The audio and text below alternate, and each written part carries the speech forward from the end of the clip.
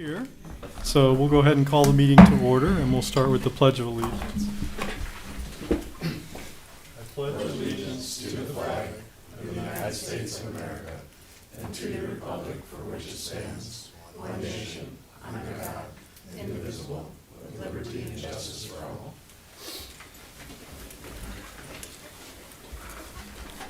Okay, so we're here for the June meeting of the Union Township Planning Commission, and we'll start with the roll call, please. Albrecht. Here. Buckley. Here. Gross. Here. LaBelle. Here.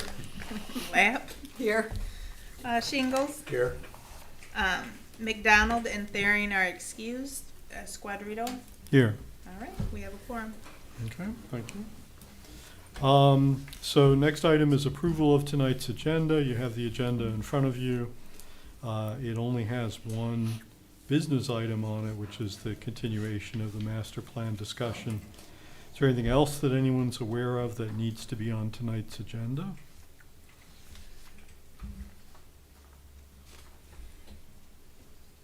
If not, we can move to approve the agenda. So moved. Support. Motion is by Gross. There's a second by Buckley to approve tonight's agenda as prepared. Any further discussion? If not, all in favor, please say aye. Aye. Any opposed? Okay, so we have our agenda. Next item is approval of the minutes. We last met May 16th, and so the May 16th minutes are also in your packet. And are there any corrections to the May 16th minutes?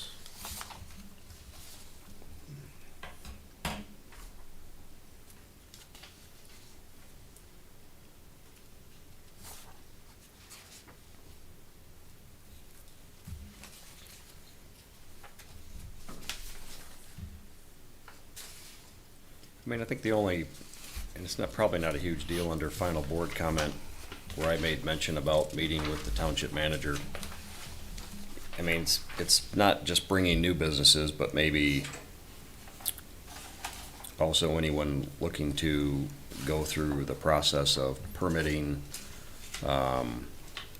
water tap fees, or changes, additions to their current property. So it's a mix of all that, not just specifically new businesses. So I mean, if we want to amend that, we can, but that's really the only clarification, I guess.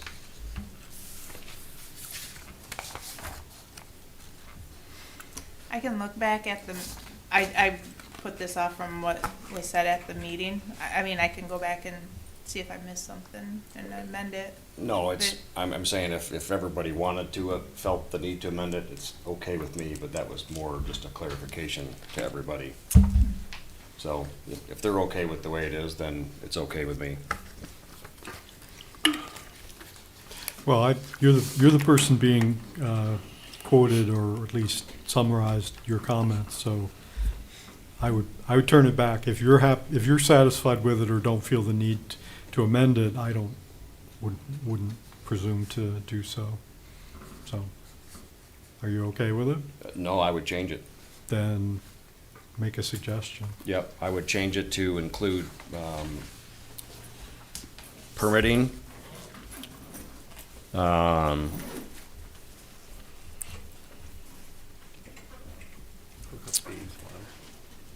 water tap fees, and maybe just general additions to current property or current structures, as well as new businesses. So those are probably the three that I would add. Okay. Did you get all that, or? Yep. Just so we have record of it. Yep, I got it. Okay, anything else? So we could have a motion to approve the minutes as amended. So moved. I'll second. So a motion was by Buckley, there was a second by Lapp to approve the May 16th minutes as amended. in the section on final board comment. Any further discussion of the motion? If not, all in favor, please say aye. Aye. Any opposed? Okay, so minutes are approved. Next item is correspondence, board reports, presentations. Commissioner Thering is not here, so unless Rodney or Peter have anything to report from the board, or anybody else is aware of anything from the board, we'll dispense with that report. Okay. Next one is Commissioner Buckley, updates from ZBA. No immediate updates, although we have a meeting that was scheduled, I believe it's the 11th of July, is that correct? Yeah, 11th of July for an agenda item, so we will have something to report after in the July meeting, I guess. We'll be meeting the week after. ZBA will meet the week prior to our meeting, so. Okay. Any questions for Commissioner Gross on ZBA-related matters? Okay, thanks for the report. Sidewalks and pathways has been taken out. I don't know if that's because y'all haven't met. I know, haven't met. Okay. So we'll pass on that. Any other correspondence or reports that anyone has? Okay, seeing none, we'll move on. So next item is public comment. This is the initial public comment that we have towards the beginning of each planning commission meeting, where individuals are invited to address the planning commission on items that are not on tonight's agenda. If anyone wants to do so, we just ask you come to the podium, give us your name and address for the minutes, and limit your comments to 3 minutes on any item that's not on tonight's agenda. So this public comment is open at 7:08. And we don't have anyone online. We don't actually have anyone here. So we'll go ahead and close that back up. There'll be an extended public comment later in the meeting. We have no new business tonight, so we'll bypass that. And so the next item is other business, the master plan update, framework for updating the master plan. So I'll turn it over to Rodney. I think it's basically what you told us last month probably, but if you want to expand on any of that. Thank you. So everybody should have a copy of our report, memo dated June the 12th. And really what we have for you tonight is kind of three elements. The first one is the framework document that was introduced at our last meeting. We just took the memo, the beginning part of the memo out. So starting on page 10 of the packet is the same framework document with the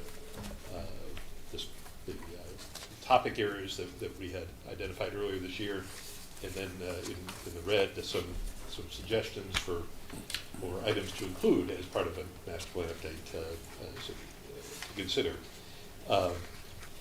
In addition to that, the second part, starting on page 13 of your packet, are the policy statements called from the 2018 master plan. So these are policies or policy directives that are included in the 2018 master plan that we've compiled under these same headings, so it's sort of organized in the same framework structure.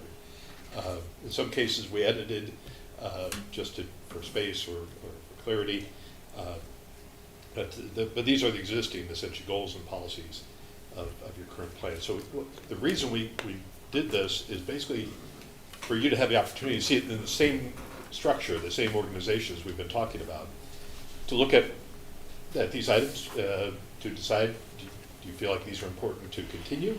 Are there items that we should remove? Are there items that we should change in some way? So it's just kind of a look at kind of what, let's call it the existing policy of the plan, and should we add these in as part of our update and continue them forward in some way? So they're there just for you to take a look at and ultimately make some decisions on whether you'd like to carry them forward or not. The third element is a copy of, I told you I would make sure you had, which, a copy of the 2016 survey that was done by the Township Board. These are the questions from the survey. I included in the memo a link to our website where you can actually see the results that are posted there. But these were the questions, and so this was here basically for you to take a look at. A number of the questions are recreation related. Some of them will look familiar because we included them in our updated version. But anyway, the recreation ones we essentially have covered through our previous discussion. There are some that are definitely associated with the master plan, talking about pedestrian elements, bike paths, sidewalks, and signs and ordinance enforcement and lighting. They're all potentially plan related, protecting farmland. So there are parts of this that certainly would apply to what we're working on as part of a master plan update. With regards to these questions, I certainly encourage you to take a look at them.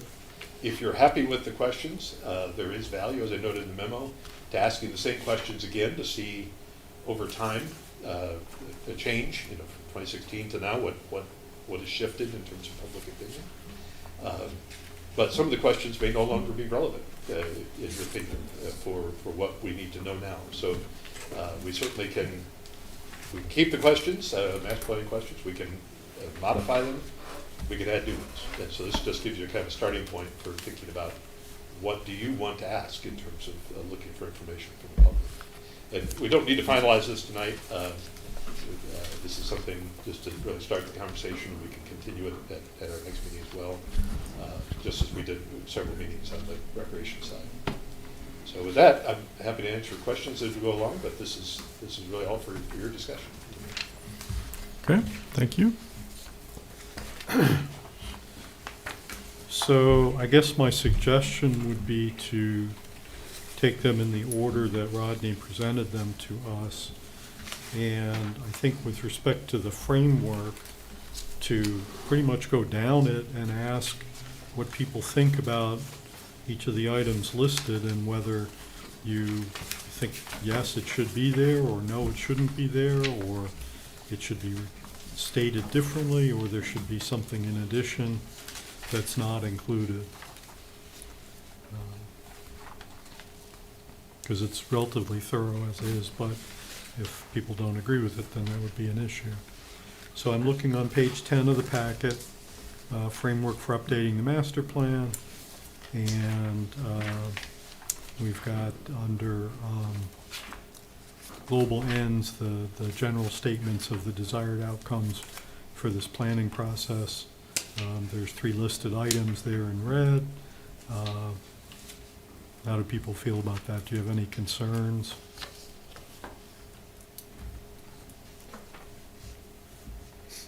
Anything that should be added?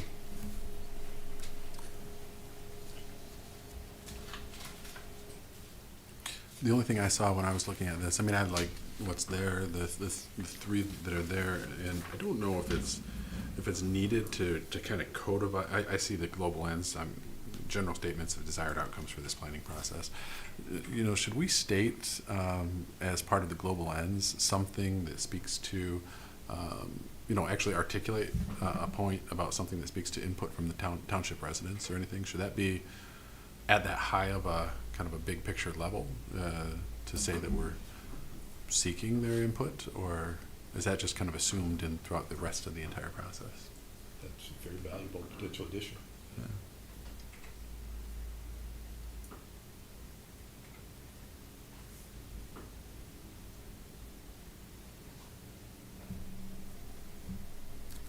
You don't think that number 3 already implies that, or you think it's not clear enough?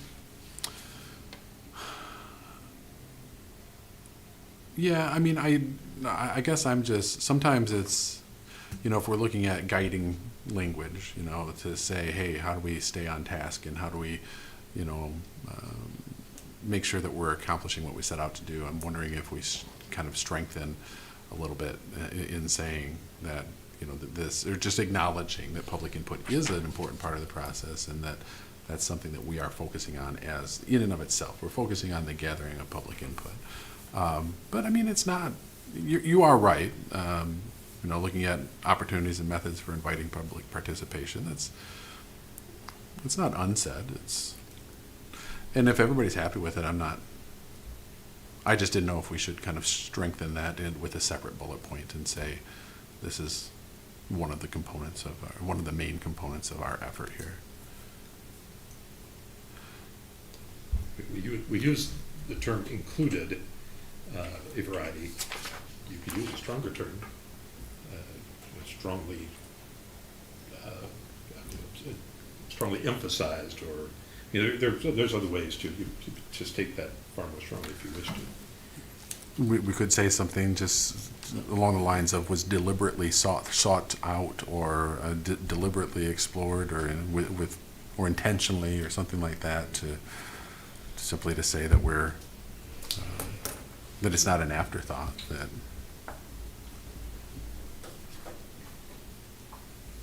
I always just wonder when we think about public input, because when I was looking at the last survey, I think it was at the very bottom, it was it's a paper response, it's mailed. Is that what the last survey that was done? Am I right? The last survey, I think, was actually primarily by telephone. By telephone, okay. Oh, it says there's a return envelope enclosed, Yeah. so there was something, but they did something by telephone as well. interviews as well, yeah. Because I always wonder, like, how do we get, if you go to the township planning meetings, the public meetings are open to the public, it's hard to get a lot of residents to come out and actually talk about it, and I would guess it's just as hard to get people to respond to it. I'm not going to pick up my phone if I don't know. Apologize, it was actually the 2009 survey that's primarily telephone. Oh, okay. I think this one was mailed. Yeah. The difference between smartphones and no smartphones. It Yeah. was 2009, it was telephone interviews. So one of the things I think about is, because I've talked in the past about having a social media presence for the township and that sort of thing. So what things are we doing to make sure that we're connecting with the public? And, so I don't want to get stuck on the first bullet point. So, Well, if there's general agreement that we should, make an effort, a conscientious effort to make sure that there are these opportunities and people are encouraged and given appropriate opportunities, things that people might actually do to give input, then I think that's what we're looking for. My concern would be, as you point out, you can have these opportunities, but that doesn't mean that people will participate. And we don't want to get hung up on, box ourselves in such a way that if we don't happen to get participation, we pretty much have to move forward and, do the document, because that's, it has to be there and we're charged with doing it. But, but I do think, at least some of our time should be spent on, speculating on things that might be good ways of reaching out to the public and encouraging their input. So I'm prepared to I read that and I take most of that as being embodied in that statement, but. yeah. Other thoughts? I'm happy with the statement. I think it kind of we could put emphasis on it, but I think it probably captures. Yeah. Okay, well, we can always come back to it if need be, so. Here's one, so future land use and growth management strategies. So more clearly define in the plan the boundaries between urban areas planned for growth and the development in rural areas planned for agricultural operations, protection of natural resources, and open space. We have in the current, there's a development boundary, right, in the current future land use map. I'm assuming we're going to want to look at that.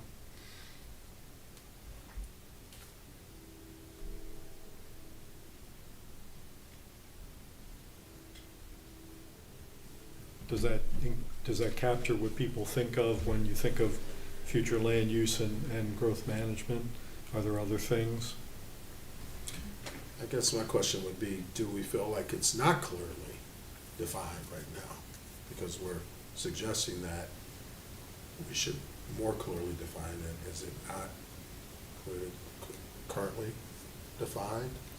Right now, it's more of a graduate step. We have area that is clearly intended for agricultural preservation, and then we have an area that is kind of a little bit of a blend, you know, that it's intended to be a transition zone, and then we have the more urban area. And the challenge is that to truly protect the rural economy and the rural environment, it's best to have a bright line to say, here and no further. Here is the water and sewer area, we don't want water and sewer, here is the area where we're looking for development, here's the area where we want to preserve a robust agricultural economy. So even in that statement, though, this is not going to be a wall between the two, but there is value in more clearly defining which is which, because it then helps helps frankly with decision making on the rural side primarily, because if you have farmers, or if you have property owners that believe that the area is going to develop, they're going to make decisions that will make that actually more inevitable. But if they believe that this is an area that the township has a high desire to remain in agriculture and farming, and we support a strong rural economy, they are more likely to make decisions that help to support that. Okay, thank you. Are you talking specifically about the part that's designated agricultural buffer, I believe, or rural buffer? Yeah, the rural buffer is the transitional space. Is that not a common formulation? It certainly has been, but as I said, the problem with it is that it creates a fuzziness that actually tends to weaken it tends to weaken the decision making to maintain the rural area rural. Because we have to understand, we as a township, we can plan what we feel is best for areas within reason. We can't declare that Pickard Road is now going back to farming. We have certain limitations, but we do have the ability to say this is an area we desire to have be X way, like an agricultural preservation area. But ultimately, it is private decision making that actually implements that. And in the agricultural world, it's funny. I often talk to folks and we talk about agricultural areas, and they'll say, "Well, that's not a commercial area." So absolutely, every single one of these farms is a commercial business, and actually a very intensive one.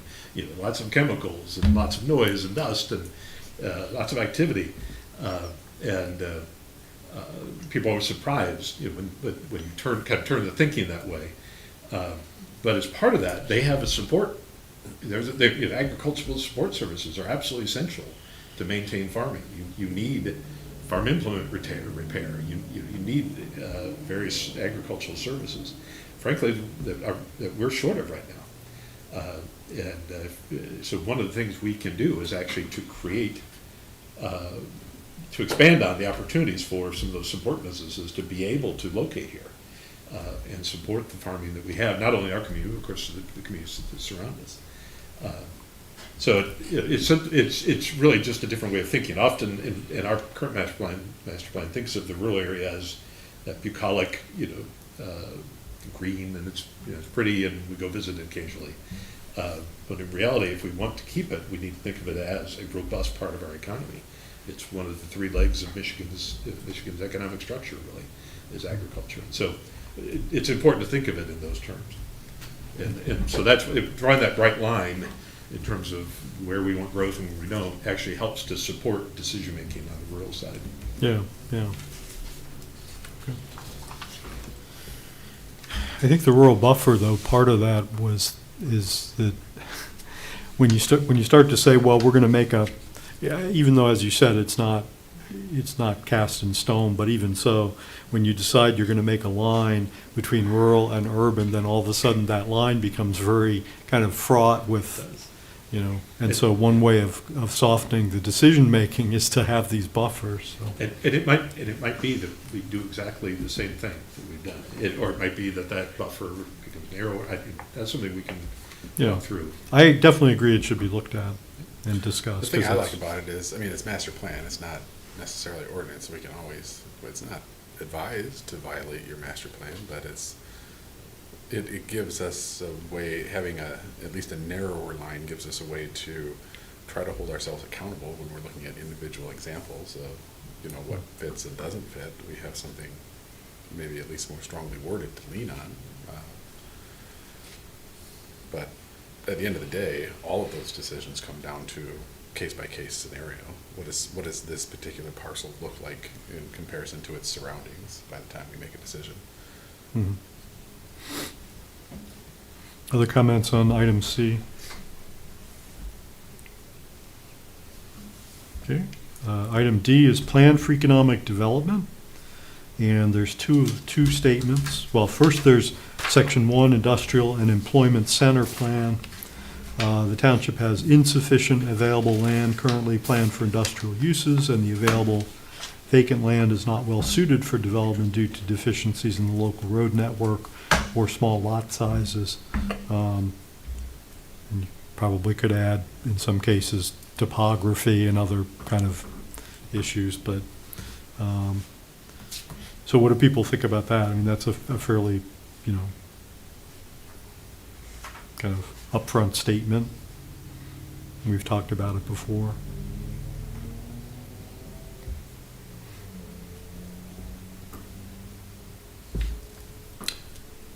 I think we seem to have been in agreement that we're very low on accessible industrial parcels. I don't know, I mean, they're not making more land, so I don't know how we, rearrange that too much, but it should be, we should be keeping our eyes open, particularly with, I think, some national movements at least to bring things like semiconductors and other manufacturing back to the Yeah. United States. You know, we should be prepared for that type of development. Yeah.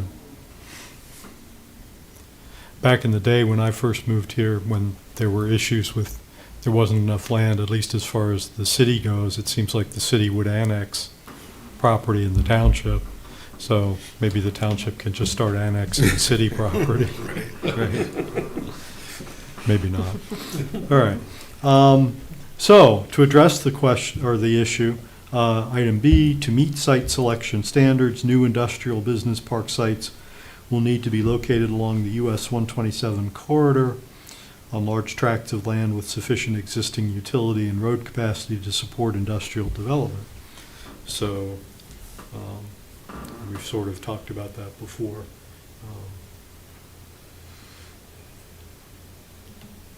What I think of when I see part B to that is, what is the township's, not necessarily obligation, but what can the township do? What I see, you know, language like large tracts of land with sufficient existing utility. What is that? What is the township's? How do we flesh out what the township's role is in bringing those types of things to fruition? I don't know about large tracts, but certainly utility is something the township probably has some input in.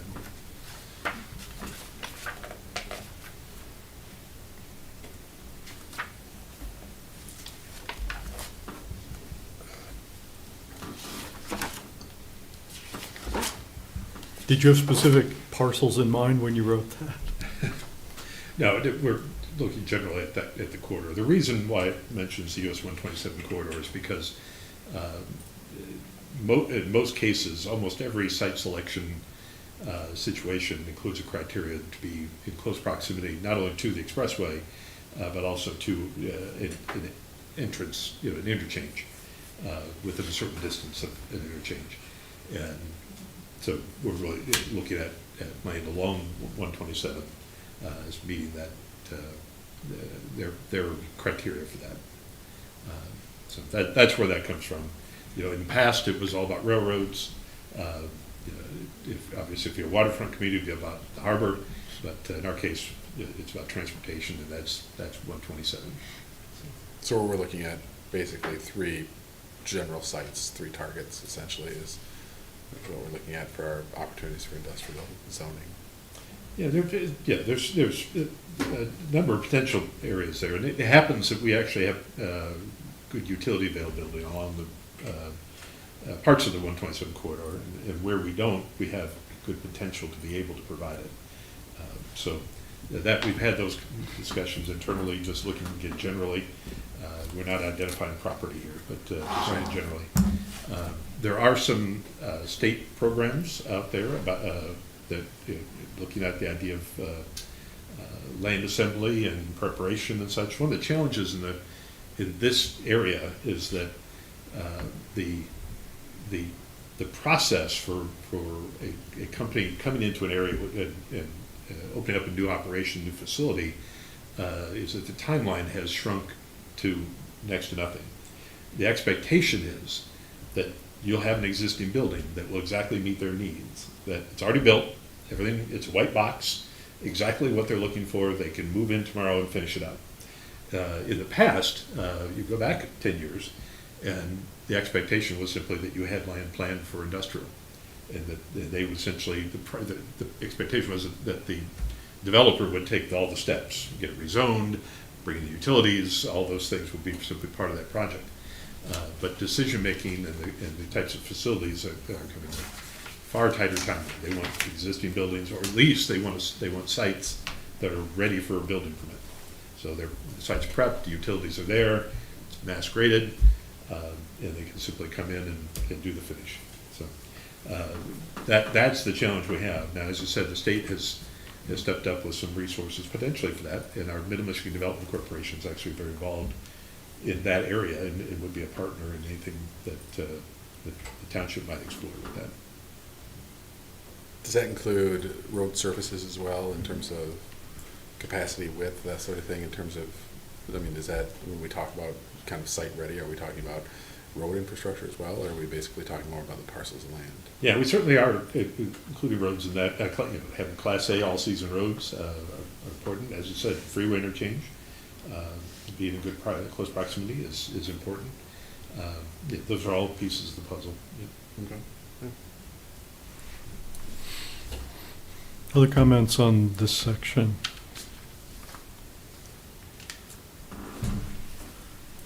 Okay, move on to number 2, commercial development plan. So, statement A, due to evolving market conditions, e-commerce, and other factors, the township and adjacent city of Mount Pleasant are significantly overzoned for commercial uses.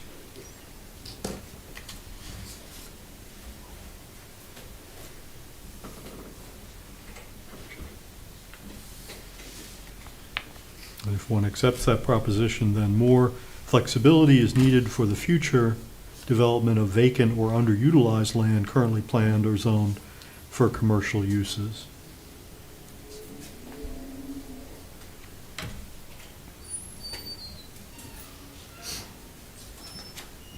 Which means possibly reevaluating future land use plans for vacant land currently designated for commercial uses along South Lincoln, East Remus, Sweeney, East Broomfield, South Isabella, and East Bluegrass. Is Part A kind of referring to form or kind of character-based zoning? Is that what that's kind of implying? Is that when we say overzoned, I guess what does that mean, overzoned? We simply have far more acreage zoned commercial between the two communities than we have capacity to make use of within the planning period anyway. There are significant properties both in the city and the township that are zoned commercial that are either vacant or vacant buildings that have been a challenge to try to fill. And I mean, for example, we have frontage just down the road here on Lincoln. The large farm parcel on the east side of the road the frontage is all zoned commercial. A small chunk of it zoned office, but it's all commercial zoning across the frontage. It's an area that is highly unlikely to develop as commercial. There's simply not a need, and it's not on the main travel paths for people that are looking for commercial sites. But some of these other roads that were mentioned here are similar situations where they're just not, they're marginal locations simply because the market has changed. So would we be looking at rezoning them back into something else? I guess what does that mean? That's really the discussion. I think I don't claim to have any particular answer to that. We know more flexibility Yeah. We have built some flexibility. We added in the B5, B7, we added some more industrial things, warehouse, light manufacturing, distribution center, as special uses in that district, or those districts. That's adding some flexibility. So that we might want to look at that and maybe even look at that more broadly. But at this point, I think this is really posing the question, you might say, or the concern. And I think in our discussion and further evaluation of this, we'll identify some answers. And it may be the answers are different for each of these places we've talked about.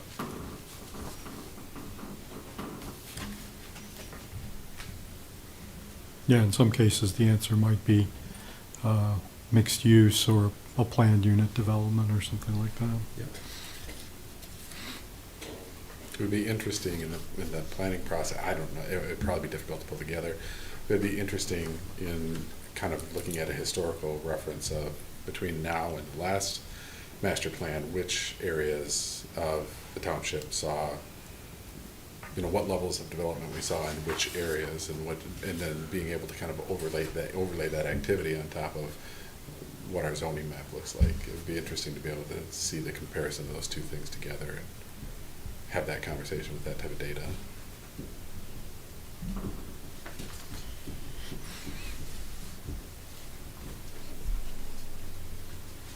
Other comments on this section?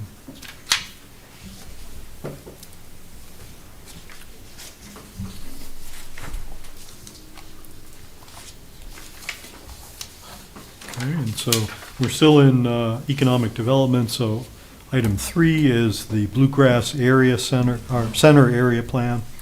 Consideration should be given to establishment of more flexible Bluegrass Center land use and design principles that would incentivize and expand multi-use residential commercial development opportunities, as well as allow for development of warehouse, distribution, light manufacturing that we've talked about under specific conditions without a special use permit.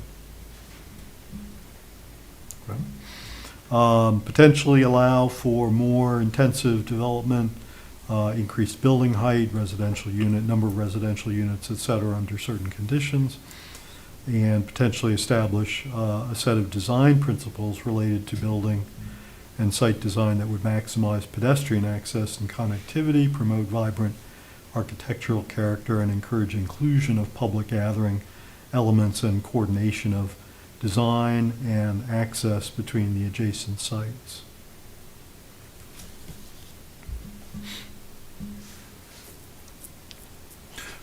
What does Part B there mean? Establishment of a Bluegrass Center zoning district to implement that. What does that look like in a nutshell? Right now, most of the bluegrass areas zone B5, but there are other areas of the township that also zone B5. So we don't really have a set of regulatory standards that are specific to the Bluegrass Center. We have the plan that has some elements, okay, but we don't really have a direct implementation tool. So if we actually establish this is the Bluegrass Center zoning district, whatever we might call it, then we can actually have a set of standards applied just to that district. Period. Okay. I like this section. I thought this was good.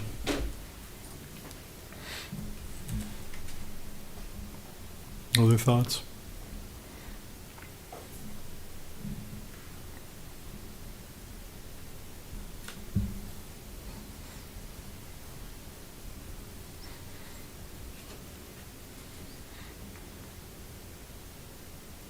Okay, and there is item 4, East-West DDA district plans. Yeah, that's just included because it's part of the framework, but that's really just, in the plans could be very simple reference to our DDA development plans. Okay, So- because they have existing plans. All right. Okay, so we'll move on to item E, plan for housing. The plan for housing should include consideration of the needs of all township residents and households of all ages, abilities, and income levels. Consideration should be given to proactive, regionally coordinated action to provide more adequate, supportive housing options for the homeless in the community. and any others that we might wish to add.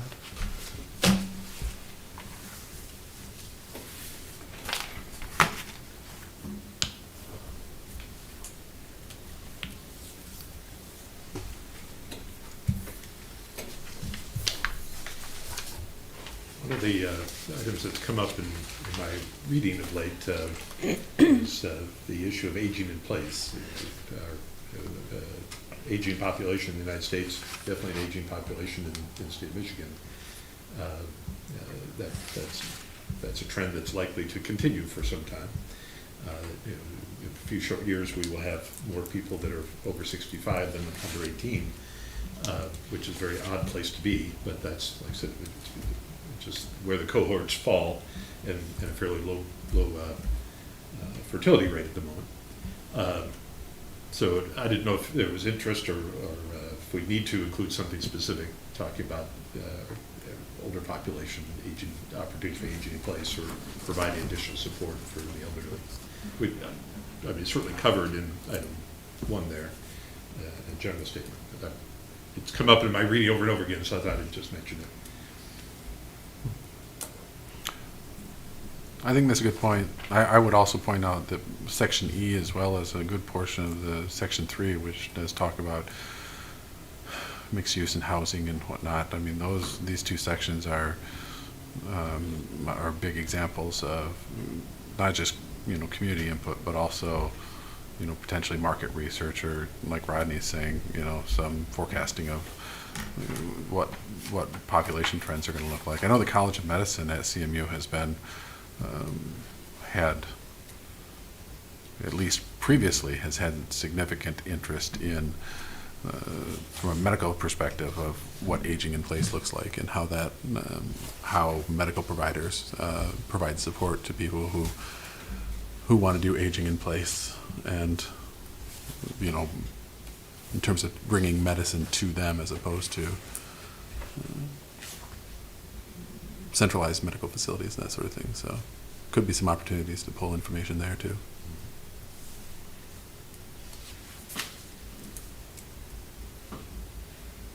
Yeah, it's also discussed in the 2018, the policy statements from the existing master plan. So we'll go through that next. We'll try to tie these together. Other things on housing?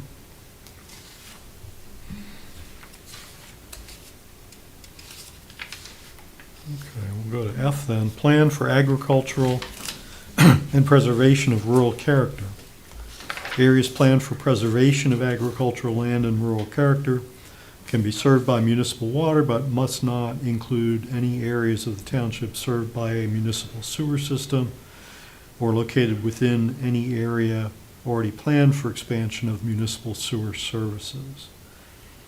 And then policies for preservation of agricultural land and rural character must also include proactive policies designed to provide or promote a vibrant rural economy in these areas, including provisions for necessary agricultural support services and businesses. This was what you were talking about a little while ago. What's an example of a policy that we don't currently have that a place might have that would address this issue? Well, one challenge that we have generally in Michigan is that we don't have anywhere near enough slaughterhouses, butchering operations, animal processing operations, and especially we don't have enough that are USDA certified. It is very challenging for farmers in that business, dairy, sheep, or whatever it might be, animal-wise, chickens. It's very difficult and very expensive for them to take animals to market and have them processed. In some cases, there's only one choice or maybe two choices in the entire Lower Peninsula for these kinds of activities. I know farmers that have gone to Monroe for certain types of processing, or certainly out to Grand Rapids, or there's, I think, for chickens, for USDA certified processing of chickens, there's essentially one location, if I recall, somewhere towards Fowlerville or somewhere. And so a policy could be to proactively seek out opportunities to add those services where it fits a need, and that's one of the questions is we would need to be looking at what are the needs, because often we don't know. This is an area where the farmers are just doing what they need to do. If they have to travel 3 hours, they travel 3 hours because that's what they have to do, and it can be challenging to find out those things. I've learned them over the years from my consulting time, because I largely my consulting world I worked with rural townships by choice, and so I worked with a lot of farmers, and so I've learned a lot over the years in that area. But no matter what, it's recognizing that we need to support not only preservation of the land, but also preservation of the economy element that allows the land to be productive. I was thinking about agritourism too. Is that something that our policies, our current ordinance, master plan, and policies support, or are there opportunities to expand there as well in terms of? Yeah, I think it'd be excellent to include that in the plan. In our ordinance, we do allow for agritourism activities of various sorts. We could do more; it could be more broadly done, and so the master plan would be a great place to explore that. Mm-hmm.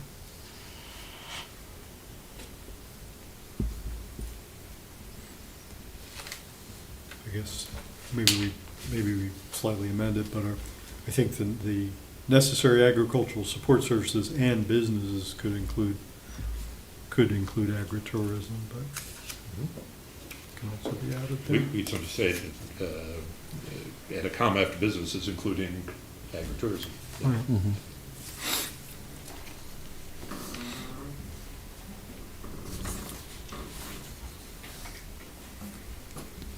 Other comments on agriculture?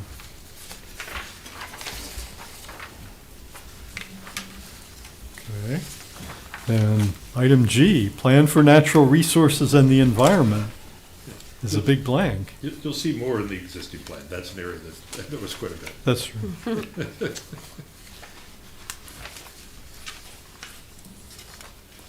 Okay, so, yeah. It's just not, it wasn't a topic area that we talked about, so it didn't. Okay. Yeah, there's a bunch in the 2018 documents, so unless anybody has anything to add, we'll move on. Come back to it when we get there. So age plan for energy. Explore renewable energy structures in residential areas. Consider establishment of policies to discourage or prohibit commercial solar energy production facilities from locating on prime farmland.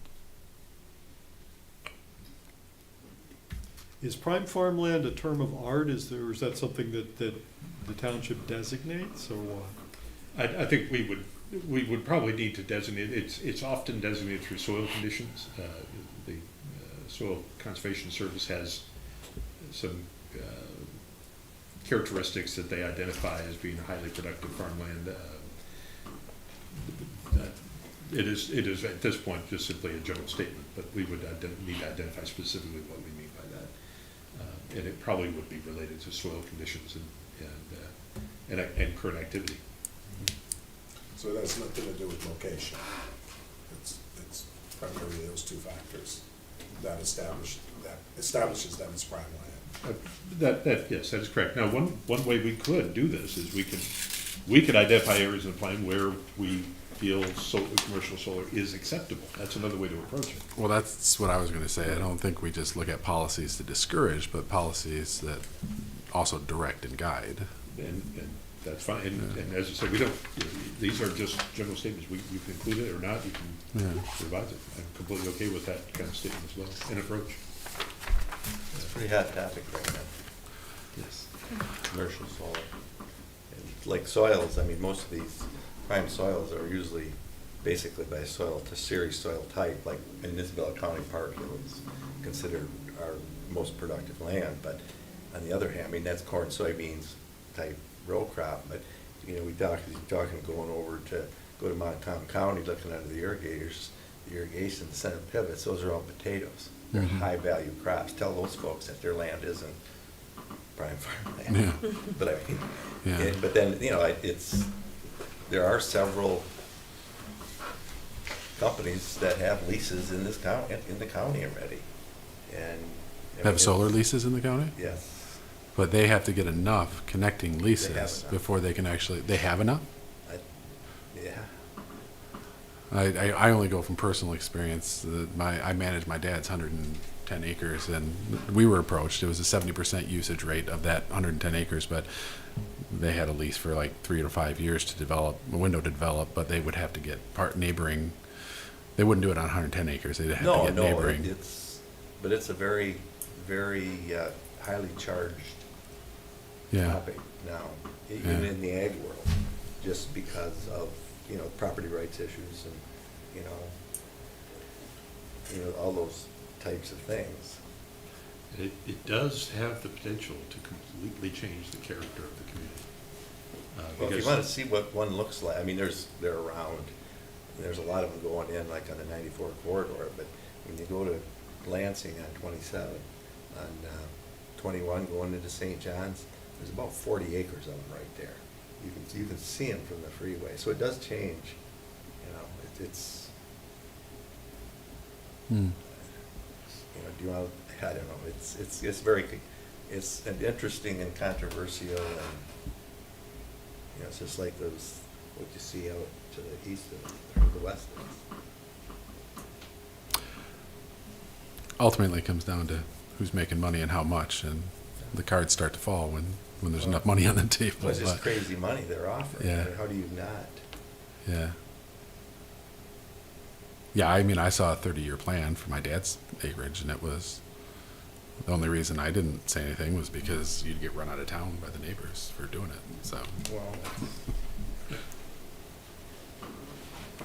It was interesting, but I mean, there should be a lot of discussion around that.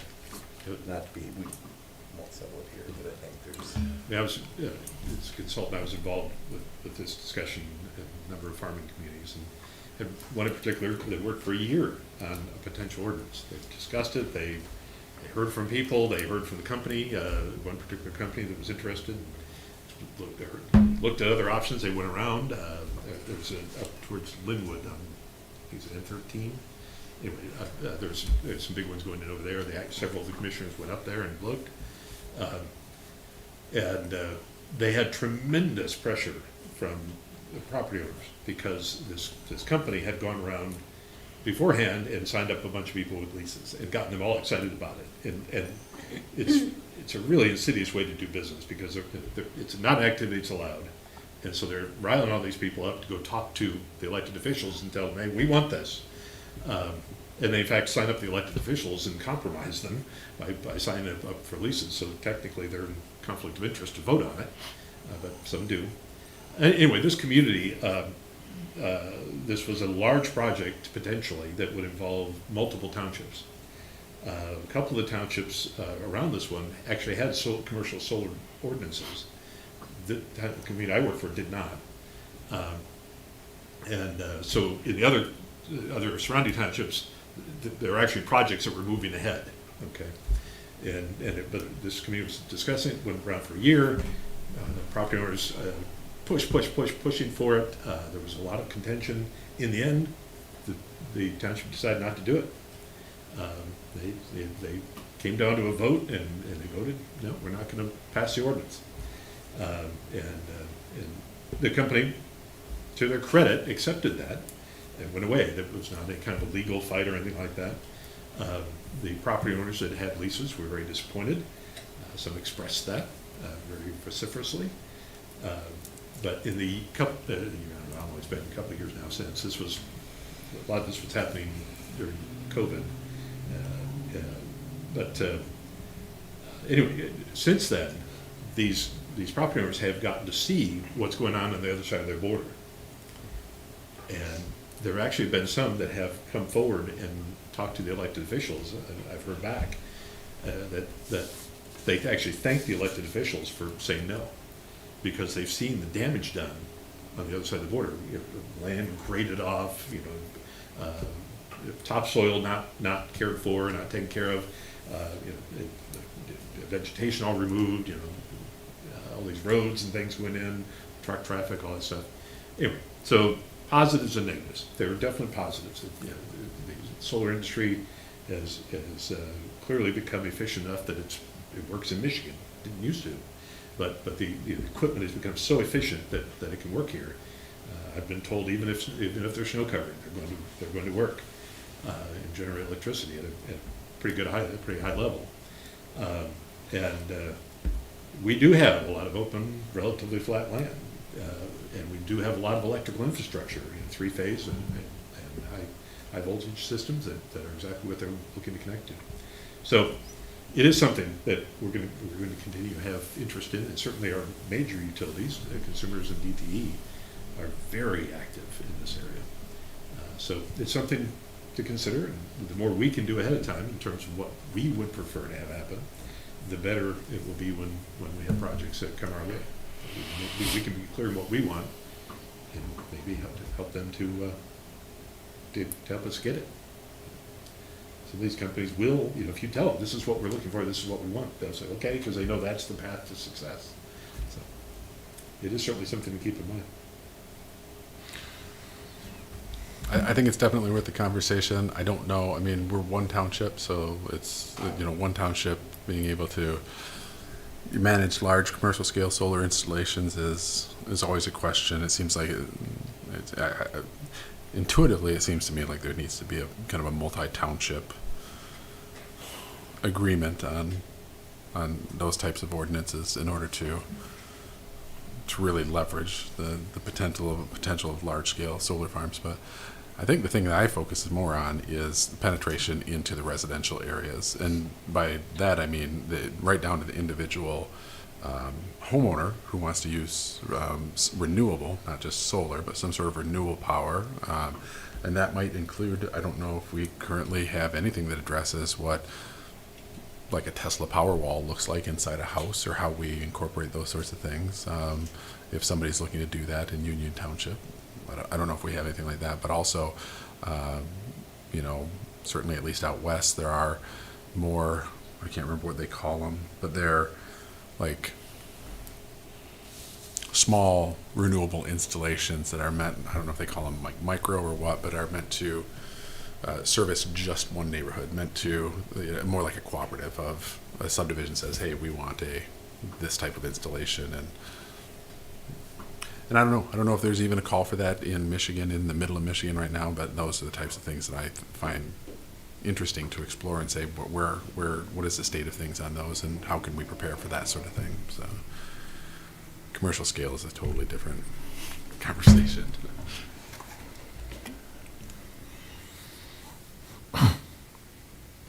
So do you think there should be something in there more encouraging or exploring versus discouraging or prohibiting?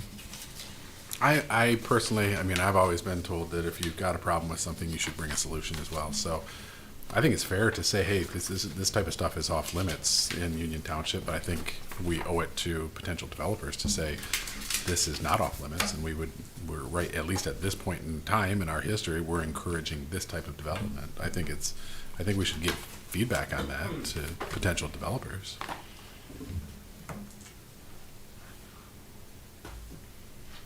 Okay, but just in terms of stating the framework. Yeah, that's what I mean. I think we should be saying policies. I don't know if we need to say discourage and encourage, or if we're just simply saying, or if we, rather than saying discourage, if we say that provide guidance on desirable and undesirable energy production facilities. I don't know.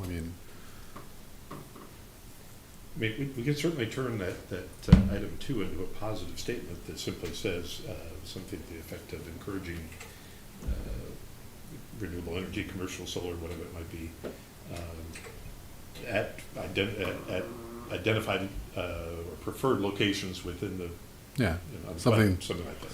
Something like articulating our vision for that sort of thing. Yeah, we could turn it into a positive statement. Yeah.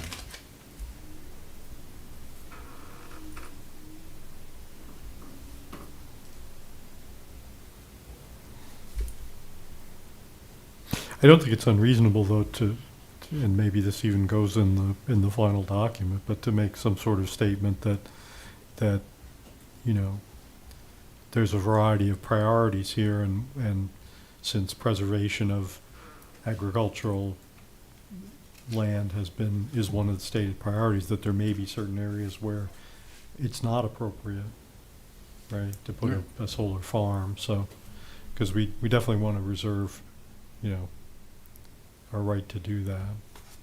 I think it's fair to say, in that regard, I think it's fair to say in the master plan that we're reserving that right because we're waiting for the industry to continue to mature and innovate before we, you know, we can just simply, when we've done that for other things, kind of kick the can down the road and said, we're not ready for this at this time. We're just waiting for, to see where the industry goes, kind of thing. So.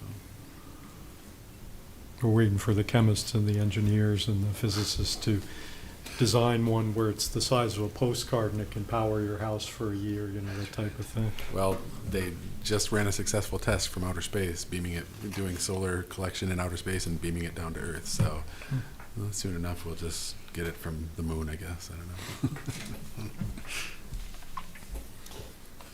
All right. So we'll move on from plan for energy to I, community facilities and infrastructure plan. 1, improve connections between utility systems and land use planning. Allow, and sub A, allow municipal water but not municipal sewer into rural areas. B, establish planning principles to guide future municipal sewer extensions.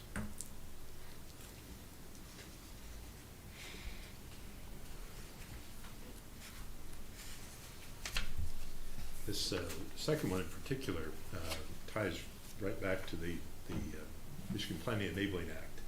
There's a provision in that act that gives you responsibility for reviewing certain public infrastructure projects, where you ultimately make a recommendation to the Board of Trustees. You actually have a very narrow window, a certain number of days that you can look at a sewer extension, let's say. So the township decides we would like to extend sewer west of here, a mile. That project, which is an expansion of our system, would come to you for your blessing, essentially. You'd be looking at it from the perspective of what does our master plan say. So if you actually have some principles that say specifically, then it gives you some real teeth to look at these kinds of things. Well, it speaks back to the issue of rural buffer and preservation, land and that sort of thing. It's just another way to keep everybody honest in terms of having guidance for where development is going. Yeah. And we've had good coordination. I mean, our system overall it's been coordinated with our planning pretty closely, and the Public Services Department is aware of and keeps in mind what are properties zoned for. As they're looking at what size lines do we need, where do we need to add capacity. So that has happened now because, like I said, that's been a long practice. It's always good to have the specifics, though, to help make sure that continues to happen. That hasn't been standard practice since I've been on the planning commission, to have those things brought to us. Right. So, but I agree, if you're going to, then it's good to have guidelines to help us. Other thoughts on that?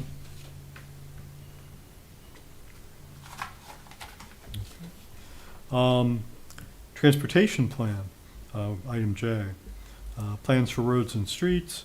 Establish planning principles to guide development and extension of future roads and streets, including robust requirements for connectivity between neighborhoods and cross connections between developments. And B, add a future streets plan to the master plan document.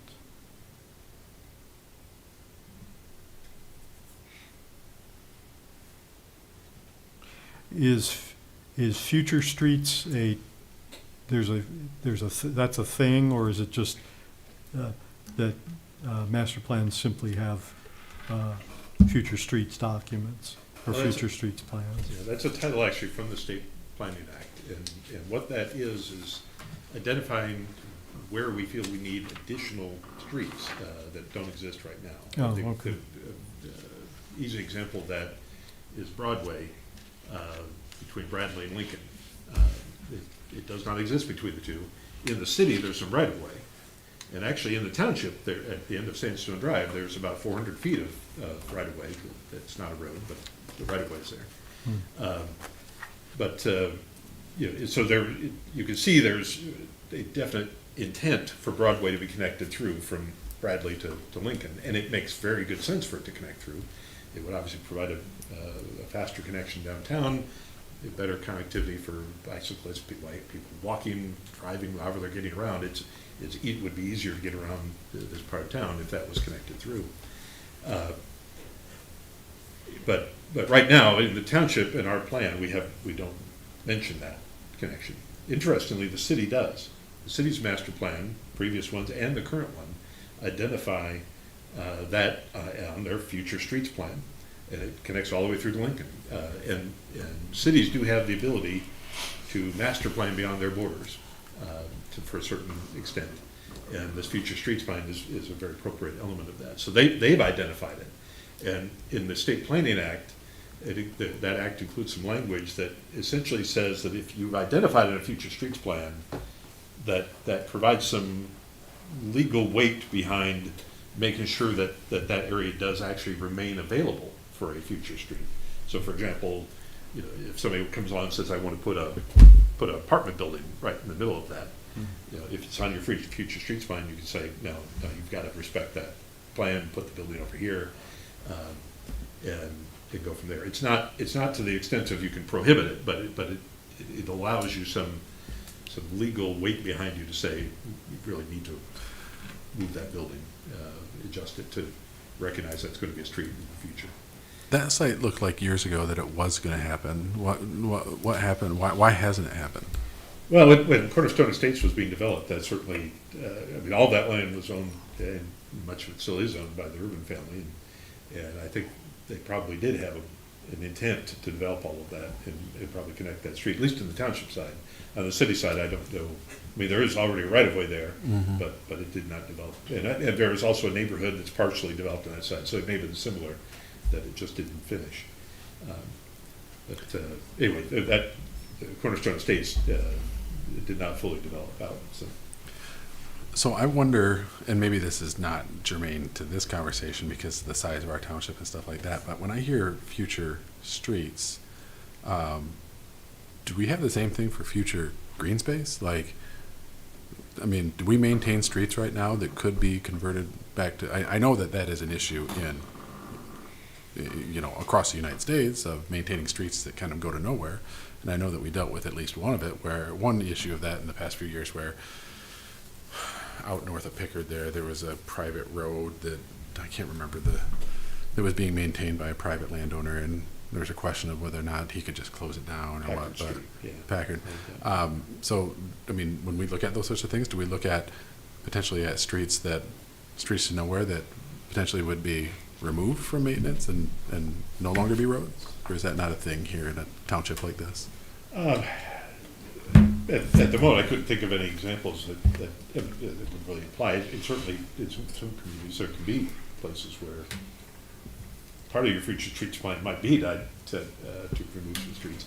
I guess an example of that probably is the old Dogtown. What was it called? Village of, City of Isabella Village? That's what it is, yeah, City of Isabella. The area, River and Mission, there are platted streets there that don't exist. And some of them have been removed. The Four Hacks condominium development was one where they removed that plat to create what they built. So there are some paper streets that fall into that environment. Mm-hmm. Okay.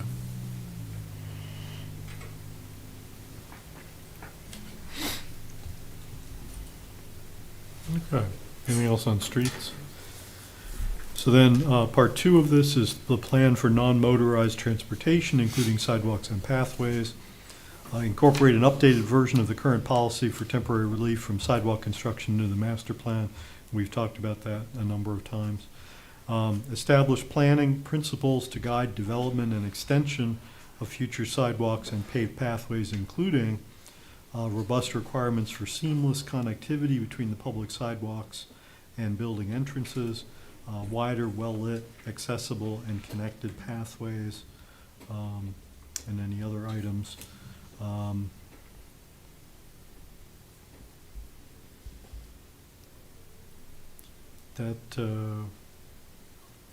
Should that be 3, or should that be That really should be C and D, Yeah. or I guess, D, actually. is- D, or C, if there's no actual C? But anyway, more practicable public transportation options such as fixed route buses. Is that would be a what do they call themselves now? An I-ride issue or a county issue? Well, they are the provider, yes. Yeah.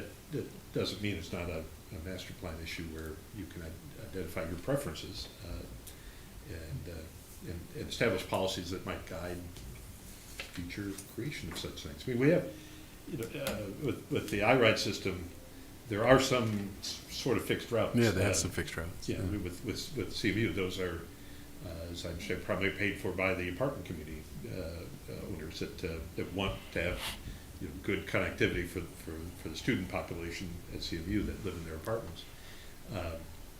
So that's a need and an opportunity for funding, and it's created. Well, in the same way, if there's interest, if we put some points in there, this might also help to support expansion and maybe other routes, other opportunities. And if there's not any interest in it, it's completely okay to leave it out. Okay. I like all of it. I think that if we're going to try to react to the remote work type of environment that COVID brought about, I think that we have to be prepared. I mean, to me, non-motorized transportation and bus routes and those sorts of things are some of the most visible perks or benefits of any community, and can make a big difference in somebody's decision to stay or leave. So I think I like all of that, to at least talk about what that looks like. Okay. Other thoughts on this?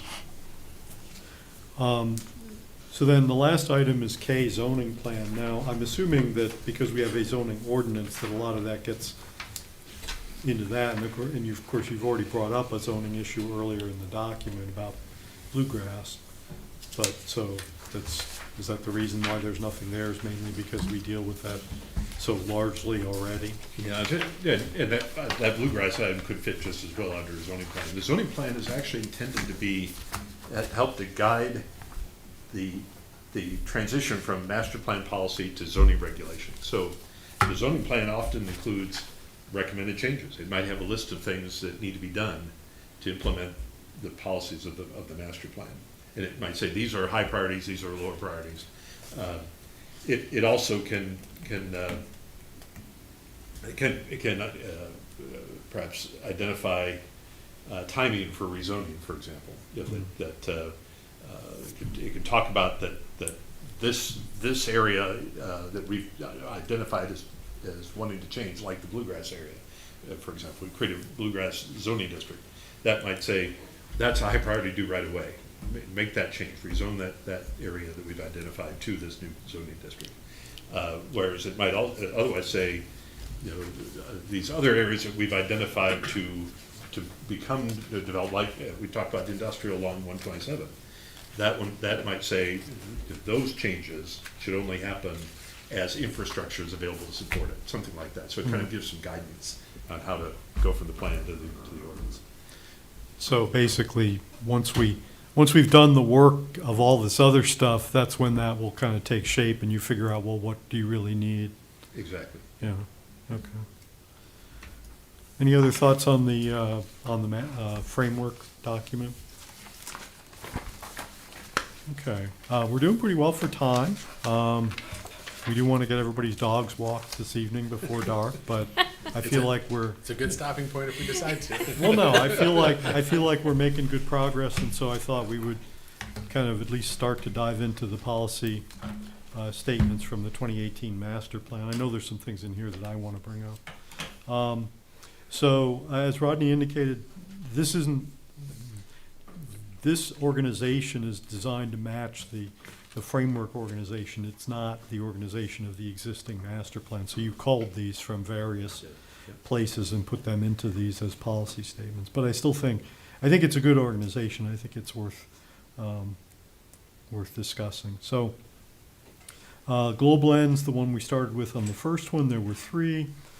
Preserve and protect key natural and agricultural resources.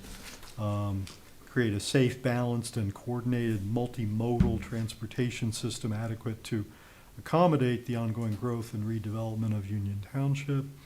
And 3, maintain a well-organized, balanced, and efficient use of land in the township.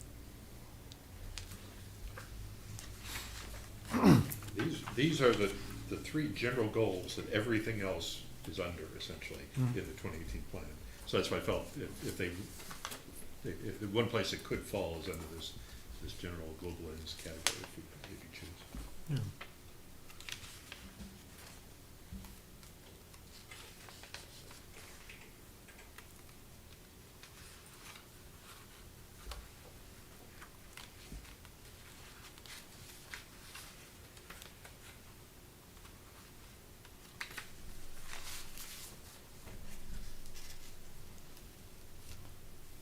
I mean, for now, I guess I would say that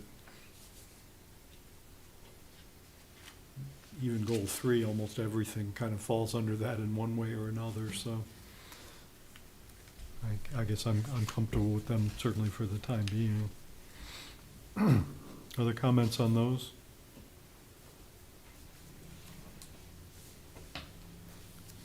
Okay, well, let's look at future land use and growth management strategies. So that's a pretty long list.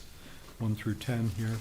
So protect the health and safety of township residents and the environment, water and sewage utilities being carefully planned, and future development linked to capacity and location. Encourage sensible, sustainable, diverse, high quality office, commercial, and industrial development in the designated areas, ensuring employment opportunities, and in keeping with anticipated future infrastructure. Encourage a transition between land uses that provides a logical progression towards more intense uses closer to the city. And we talked about earlier with the future land use map, the rural preservation is in the outlying areas. The rural buffer is next inward. Then you have either the city or you have, commercial, industrial, and so on, and some of the other categories, residential. One way you might consider looking at these 2018 statements is to look at what are the ones that are a must to include in the new document. I mean, there's a lot of very good things here. I mean, all of them are very good ideas. And we can include all of them, so that we can carry them forward if that's what you'd like to do. And we've written half the document, really, at that point. It'd be a very solid framework to then build around.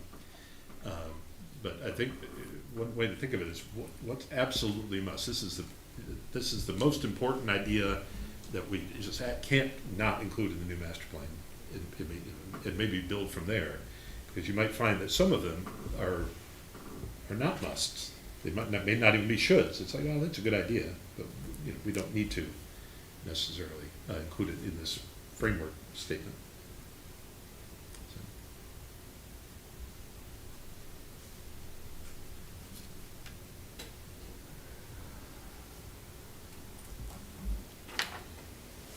When you look at 4 and 5 don't appear to be strategies, they just appear to be statements. The other ones have action words that activate strategies: transition, sensible, sustainable, diverse. 4 and 5, the growth management boundaries, marks, the separation between rural and urban areas, that's not actionable. And priority growth areas are adjacent to existing. Should it be promote growth areas that are adjacent to existing development? Because again, those are statements, not actionable strategies.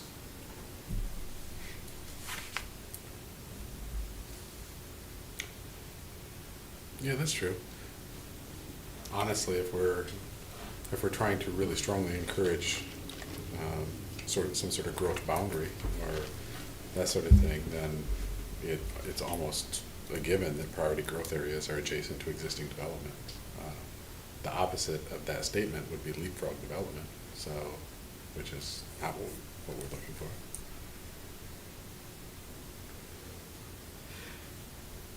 I guess the way I've been looking at this is that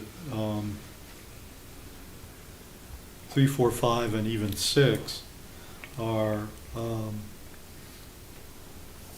certainly 3, 4, and 5 are whether they're framed as a as a policy or as a strategy, they're things you would use to inform decisions you would make about a future land use map and about like where you would put stuff. Could you compress them all into one then, rather than, I mean, it seems like it's somewhat repetitive, those three.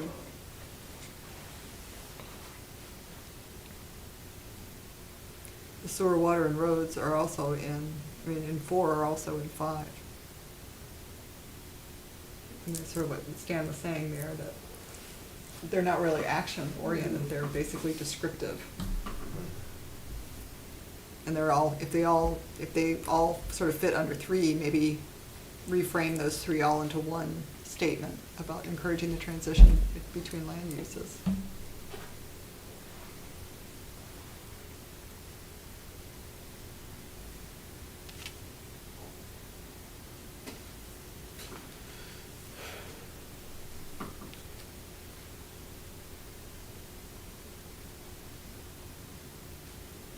Well, how is this going to work in practice in the sense that, let's say we go through all this and maybe we find things that we strike, but most of it we end up leaving.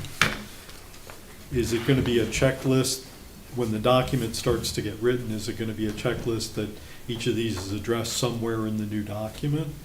Or do you foresee a section that would be where the new document might have these grouped in this type of format? I mean, I guess what I'm trying to figure out is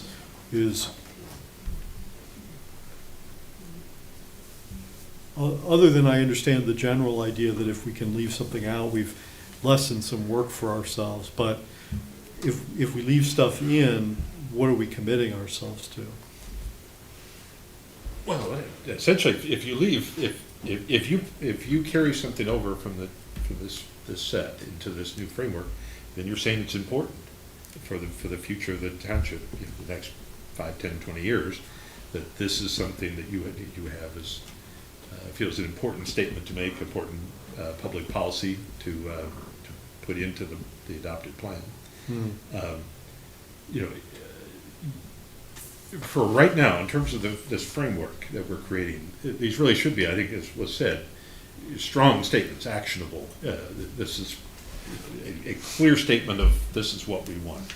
So if you have something here that you're seeing is not a clear statement, or it's just descriptive, it's not really putting a marker down to say this is what we want, then don't include it in the new framework. Just we may still use some of this language in the plan. I mean, some of this descriptive language, you do need to have some descriptive language to kind of explain things. Yeah. But the idea of the master plan is really a public policy document, and so having clear, strong statements that are, as you said, think of them as this must be in the plan. That you really feel like it's an absolute must to say this in the new plan, then I would include it. And if it doesn't hit you there, if it's kind of weak or it's just a descriptive statement, it's okay to leave it out. And none of this is cast in stone. You know, like I said, in all likelihood, we're gonna be talking about this next month, and maybe even a couple of months, meetings. Right. And so you can come back and say, you know what, I've decided we really need to do that. But I guess what I'm trying to get at and understand is, to what extent do we need to wordsmith these, or do we just look at them and say, yes, this is something we should be doing, or yes, this is a goal that we should have for the township, and if we feel that way, then it stays, and we worry later about how it goes into the document, how it's expressed?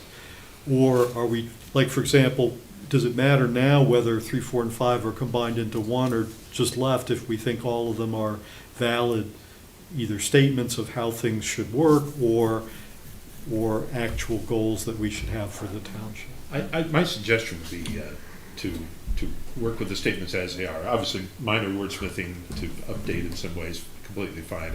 I wouldn't necessarily recommend that we start combining pieces together, because right now we're looking for clear statements of your preferred policies. Mhm. And so, for right now, that's my suggestion, is look at this as what really hits you, that this is a must to carry over in the new document. Okay. And like I said, with the understanding, we can always add other things in later. Yeah. Always come back to it. So look at these, and if it strikes you as something that's either not true or not valid or not something we should be doing, definitely speak up. If there's something that needs to be updated because existing conditions have changed or something like that, definitely speak up as well. And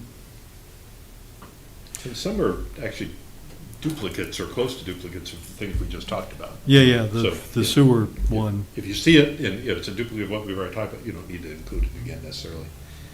But if you say that's still important, then obviously we'll make sure to link it in there. Okay. I don't see anything in the 1 through 10 that I think there's nothing there that I would say, hey, we should strike this. This is not important. What I'm more concerned about is what we miss. What should we consider that is, Yeah. And I know this is being pulled from the last plan, so I'm more concerned about, I guess in looking at this, I think that I'm less likely to pull statements and more likely to want to know what type of statements should be in here that aren't in here. Mm-hmm. Yeah, well, that would be also what we want to do.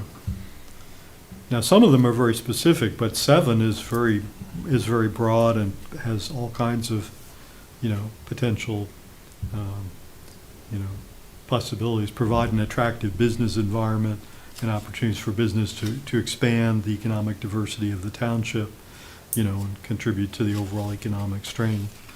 I don't know to what extent would the master plan, spec out what that looks like, what makes an attractive business environment, or whether it would be enough to have it be a goal. But I mean, I definitely think it's something that most communities, I think, strive for, right? I mean, I think there's a lot of potential. It's a loaded question, but there's a lot of potential in number 8 in terms of revitalization and redevelopment of existing uses or areas. Mm-hmm. I always wonder at what point a community is mature enough that they start building upwards as opposed to outwards, but I gotta believe that at least some of that is a result of policy that, that promotes redevelopment from within as opposed to just continued expansion, so.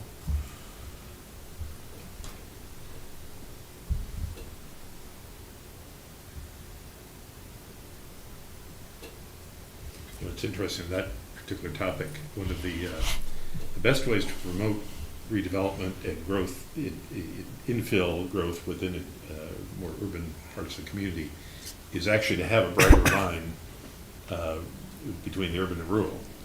Because if you have available land and it has utilities and vacant land, it's a lot easier to build, in kind of the greenfield site than it is to try to take an older, urban site and redevelop it. You're far more likely to make enemies when you try to put up a mixed-use building on an urban area, because the neighbors around it, this is the way things always have been. We never wanted to change. You are going to block my light and air. There's all kinds of things that come up on infill sites. So if if you have less availability of greenfield sites that are easy to work with, that makes it more likely that you're going to be at least considering that infill site, because it's harder to develop. Anyway, I'm not saying we artificially force that. What I'm saying is that have that balanced element that this gets back actually really to the comment early on about being overzoned for commercial. If we have a balanced approach to this, where we keep rural areas rural, and we intend that to happen, it's going to also then promote keeping the urban areas urban, and perhaps allowing for more density and such in those spaces. I had to write a case study in my graduate degree on public policymaking, and there's a very widely known case starting in the 1970s through the 80s and 90s of one particular state very strongly enforcing rural preservation. That would be Oregon, and they are now home to Nike and Intel and all these very high value companies in very nice metropolitan communities because of a very strong focus on rural preservation that forced developers to look back inward. And they promoted that. They promoted policy that promoted and incentivized redeveloping inward. So it's always it's an interesting topic.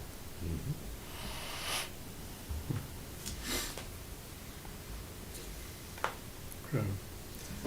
I think number 9 is again tied to 3, 4, and 5, but I don't know that I don't think it should be removed. I just think it's another kind of restatement or elaboration on the similar ideas. So can anybody think of anything that you would add to this section?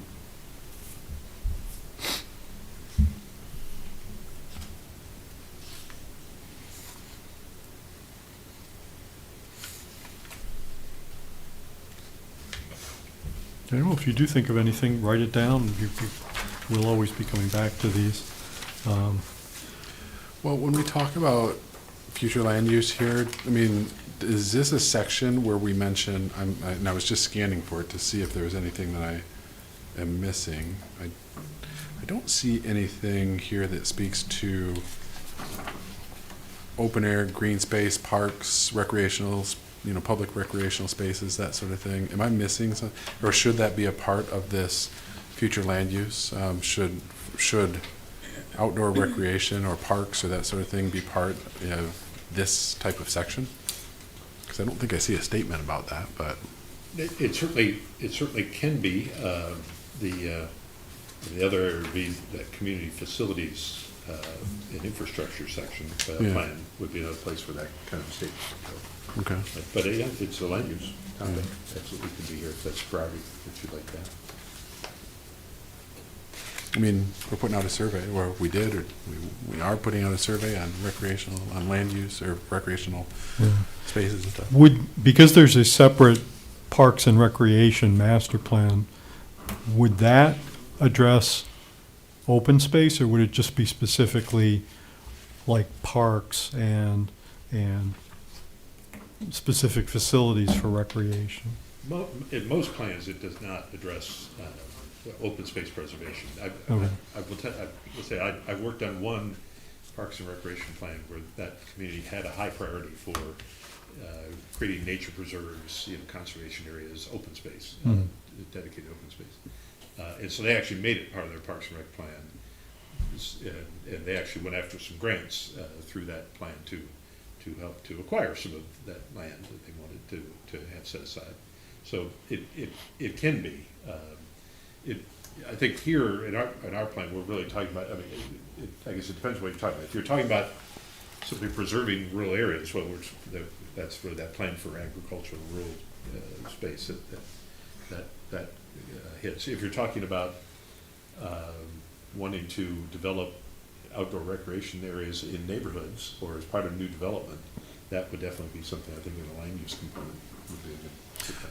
I mean, I think it's potentially a little bit of both. I mean, yeah, the rural preservation can speak to preservation of open space, but I don't know that it's necessarily geared towards, I mean, essentially open space is preserving from kind of any use, right? I mean, as opposed to plowing it under and planting corn. But yes, I think that here, I think we're talking about like recreational type of, or, you know, the public commons, so to speak, you know. I think it's, we have one other place where it could go. Yeah, plan for natural resources in the environment, that might be Okay. a place as well. If you're thinking, I mean, for example, on the Chippewa River, the watershed of the Chippewa River, it might, if you're looking at wanting to preserve that, That's protect what, it permanently, yeah, that might be in this plan for natural resources. that's what comes to mind to me for Union Township is the number of linear miles of river that we have is how, I mean, is there a preservation opportunities there? Yeah, so when you get to that, this is page 19 of the packet, item G, and it does have some statements about that already. Okay. All right, so we'll make sure that that gets specified in that other section. Okay, let's look at item D, Plan for Economic Development. The overarching goal is for Union Township to promote the region as a destination for industry and tourism. I don't know that I want to read the entire thing, but you've got the first subsection is the Industrial and Employment Center Plan. Now, when we've had projects before us, we have spent, in some cases, a fair amount of time on building design in a variety of zones. And this one, so this would be, because this is headed Industrial and Employment Center Plan, I know the zoning ordinances where the actual, what they're bound to, but is the assumption that this section on building design is referring to in buildings in industrial zones, or not necessarily? Yes, I would say yes. Okay. Then, it seems like most of the buildings that I can think of off the top of my head that we've seen in industrial zones are typically metal sided, or at least they're not predominantly brick. Right. So I guess we've already been somewhat flexible on this.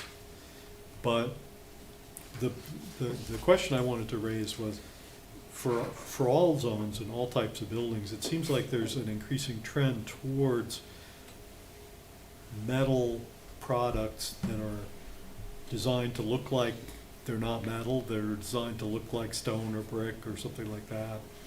And we've already set a precedent on at least one project of saying that that met the spirit of the zoning ordinance, and I guess I'm thinking we probably want to decide as we go through this process whether we want to be more flexible, or whether we like the existing language, or we want to be more flexible, given the changes that have taken place in building materials and, you know, the types of things that are being used today.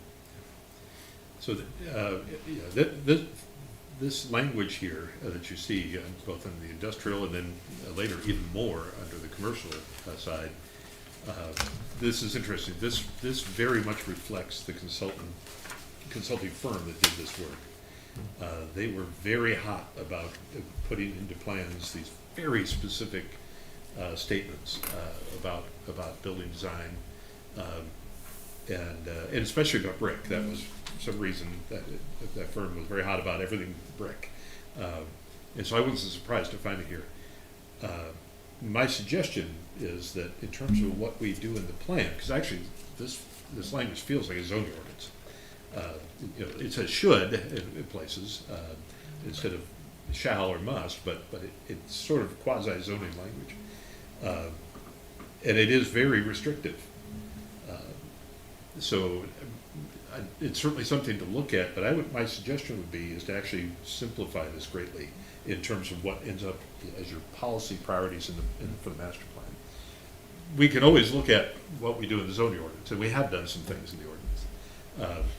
But in terms of the plan, I would keep it simpler than this, both on the industrial side here and on the commercial side, because you'll see in a minute there's actually two different commercial categories. And in reality, although we have really 4 commercial zoning districts, the office and the 3 business districts, they actually sort of function, the character of buildings are actually very similar. And so I'm not sure that we need different design standards for the B4 than we need for the B5 or B7.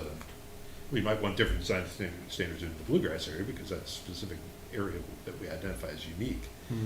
But anyway, my suggestion is, as you're looking at this, to think, simplify, and focusing on specifically what's important to you. As you said, brick, you've already noted, brick is not an essential, and I wouldn't recommend making it essential because I think we would have a hard time arguing for it in some cases.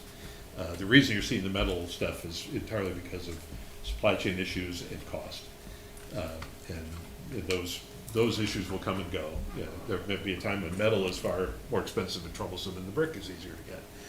So that just shifts over time. Yeah. But like I said, for these items, the economic development, I would say simplify. Yeah. I like the statement that part 6, I guess, says the building materials should be durable and have the appearance of permanence and substance. And I also like the idea of a statement that structures should be built, with a clean or attractive look, and rather than boxing it into specific where the administrative office should go and that sort of thing. But I could see just 2 or 3 statements about it saying, hey, make them look like they were built to last, make them, built with permanence, and make them clean and attractive, and Yeah. use your discretion as to what beyond that. Yeah, I agree with that. I don't see the point in duplicating or attempting to duplicate the zoning ordinance, right? Other comments on that part? Outdoor storage.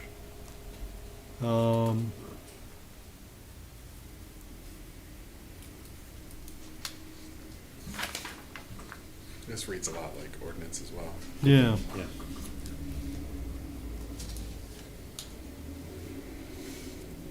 And you may not, you could simply not include any of this. You don't have to include it if you wish, or you can have just a simple statement if you feel there's something important to talk about with outdoor storage.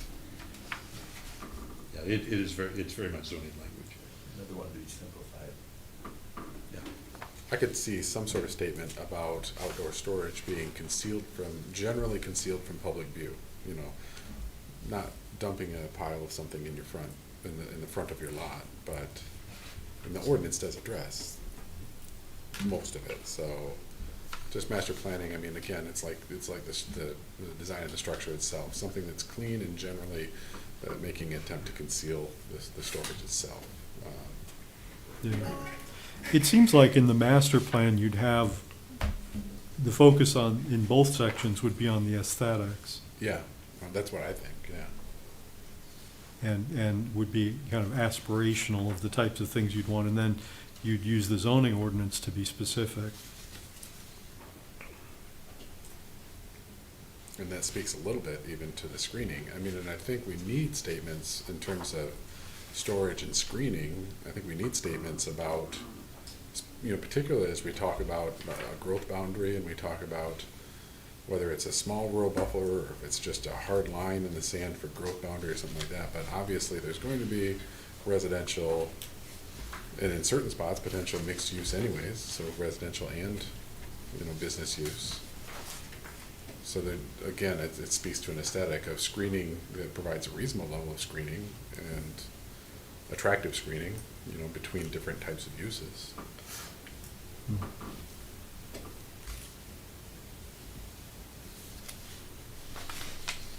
I don't even know if it all has to be landscaping. Sometimes people put up a big brick wall to screen off an industrial space from a residential space, but I don't know if that fits in our township, but.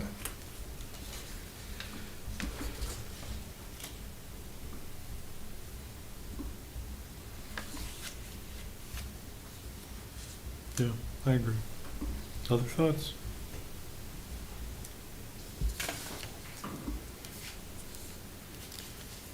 Okay, then section 2, subsection 2 is commercial development plan.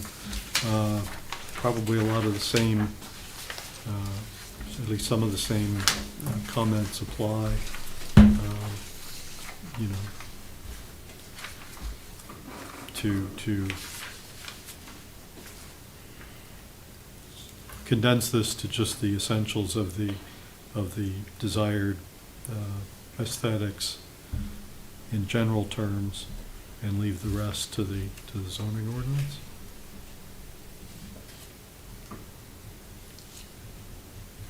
Sometimes even when I see references that talk about, building architecture should possess a timeless character, and I even question that, should it? I mean, should we be, should the building architecture be timeless, or should it be more nimble to be easily, shifted with trends and, future uses and stuff like that? But what does that mean? You can't have a timeless building, right? Buildings are built in a time period. Yeah, There's no such thing as a timeless building. I It's a think meaningless timeless, phrase. I think timeless means whatever is in your head when you vote for that thing. That's what timeless means. There's some people it might be the high Gothic period, and other people it might be, some sort of craftsman style of construction or something. I don't know, but or go to Frankenmuth, and you get a pretty good idea of what they're. That's what Theirs I is. think like the Frank move would be, or some of those places that try to keep the German or the Alpine type of character to all their Yeah. construction. Yeah. I think when it takes timeless, it kind of fits. And it's not even so much as the character of the appearance, but sometimes I think about in today's economy and the future land use development that maybe we should be encouraging a diversity of use, not so much being focused on what the facade looks like, but how many times can this be reused if the business that's in it right now fails? Because if you build a bank, there's only certain people that are gonna go inside that bank, a big brick building, as opposed to something that has more flexibility for different use. I don't know. Banks appear to be becoming coffee houses today. Jimmy John's. Or Jimmy John's. That's right, or Jimmy John's, yeah. That is true. I don't know how we articulate that necessarily, but I feel like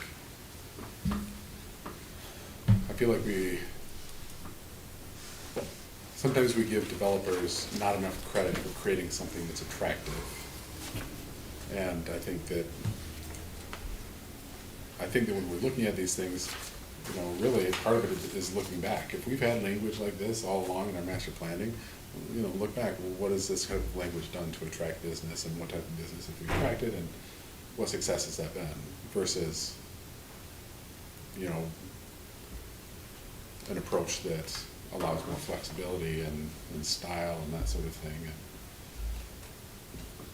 But leads the developers down a different road of saying, hey, think about future use of this. What does that look like for you if this endeavor fails? I will say, though, that as I read these, other than number 2, where it mentions the specific list of materials for the facade, which, again, I want to, not be overly restrictive with. A lot of the others, though, I think are more general in the sense that they give me, when I read them, they give me a sense of for example, the streetscape should include wide sidewalks, street trees, and street lighting, and for additional enhancement along the streetscape. To me, those are, I think that's useful. I mean, maybe you do a lot of this with photographs or diagrams or something. Well, what does a nice streetscape look like? Because I would think we would want to encourage that. It does look like numbers 5 and 6 in that list are actually this one, and it somehow got separated. That is true, yes. It looks like it carries return. So I do think this could definitely be condensed, but I don't know that it would be. To me, it doesn't have as much of the zoning stuff in it as the other section did. doesn't read to me quite as prescriptive. I think it's 1, 2, and 3 that seem very, because I like the idea of businesses being closer to the street, makes, being more walkable, encouraging window shopping, that sort of thing.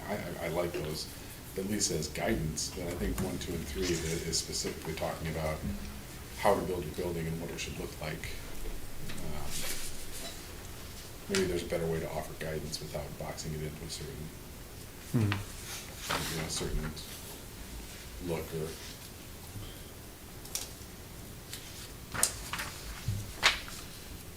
Yeah. I found the part about parking should be minimized interesting, because when we get plans, they seem to have, if they've done their job, they've calculated how much parking they need, and they've made sure it's there, and all this sort of thing. Is there would the suggestion be taken from this that we should be reducing our parking requirements in the ordinance? Well, we did, as part of updating the ordinance, we reduced the minimum significantly. We can do more. The city has no parking minimums anymore. And it actually caused some consternation, because how many parking spaces should I have? The assumption was that, meet the ordinance and you're gonna have adequate parking. And what it means in the city is that a project could be developed with no off-street parking. Because the neighborhood is going to be using it, you're going to have people walking there, bike riding there, or people parking on the street. There's certainly a lot of on-street parking in the city that there's not in the township, for example. So we can certainly look at that, and if you establish a priority that parking should be minimized, and this references a number of techniques here, some of which are in our ordinance, and you can add other statements. That can become a direction that we may look at either reducing further the minimums or even eliminating them. It is certainly an option. We don't have to have minimum parking requirements. And even if we do, we can have literal minimum. The ones that are probably means that lot's going to be full more than half the time. Yeah. And that's a policy choice. The benefit of that is we have less impervious surface, so less surface water runoff, less pollutants going into the river, certainly more active area. The parking, wow, that lot's full, that must be a great place to go, that kind of thing can come. So there are benefits to it, there are also downsides. People parking in the street, parking weird places, parking on neighboring lots, it can be an issue. So, but it all comes down to what is your priority? What do you want the community to be like? I think that it would be, it speaks to, I think, what we've talked about in the past with mixed use and, more, I guess, maybe more progressive types of zoning and that sort of thing too. I think we should at least have priority areas where we would consider reducing parking, because frankly, you can drive around town and Mount Pleasant, and with the exception of maybe Target, when the Starbucks on Pickard is closed, I will never see a full parking lot anywhere in town. That's, so we certainly have, in both the city and the township, we certainly have we've overshot, I think, on most of our businesses for parking. There's more parking than is ever used. So I would like to see at least some conversation about minimizing parking restrictions, at least in certain areas, or parking minimums in certain areas. Yeah. Hey, I can see areas where it makes sense, particularly if there's other parking nearby. Part of the problem is that, if I want to go, if I'm in the southwest corner of the township and I want to go up to, Pickard, or I want to go to Bluegrass or something, I'm not going to walk, and I'm probably not going to ride a bike. So I am going to have to park somewhere there.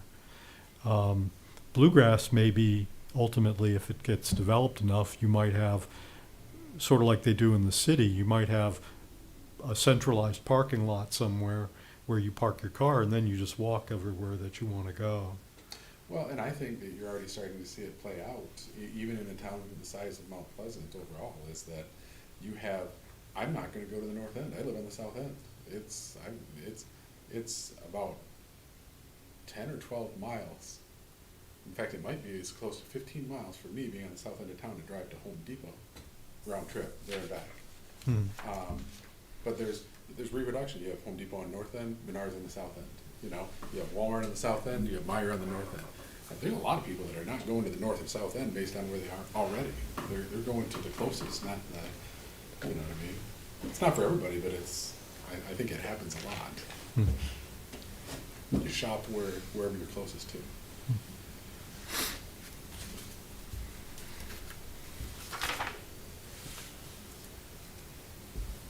Okay, any other comments on that section?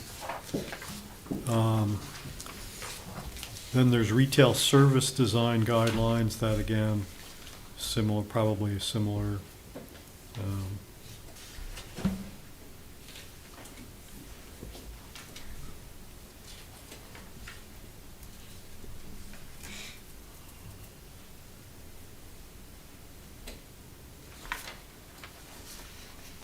Yeah, I think similar comments for the first few at least.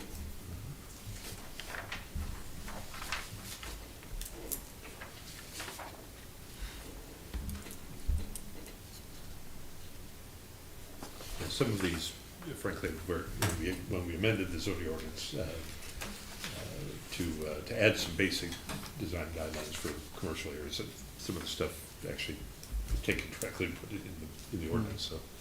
They're like the rooftop rooftop equipment screening and such. Yeah, it's done in the ordinance. Yeah, I would say to the extent that something is addressed specifically in the ordinance, it probably doesn't need to be in the master plan, or at least the master plan would be the general version of it.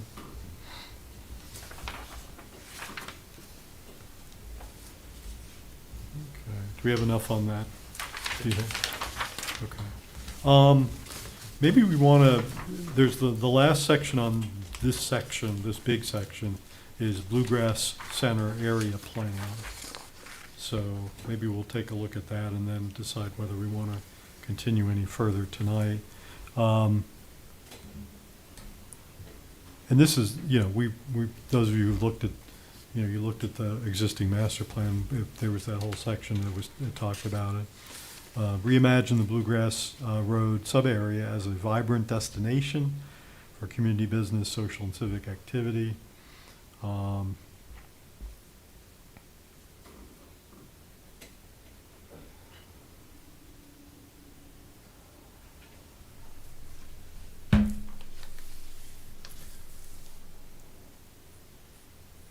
mean, this section is fairly just aspirational. I don't find it overly specific. Do people think that this is still, you know, what the plan should be?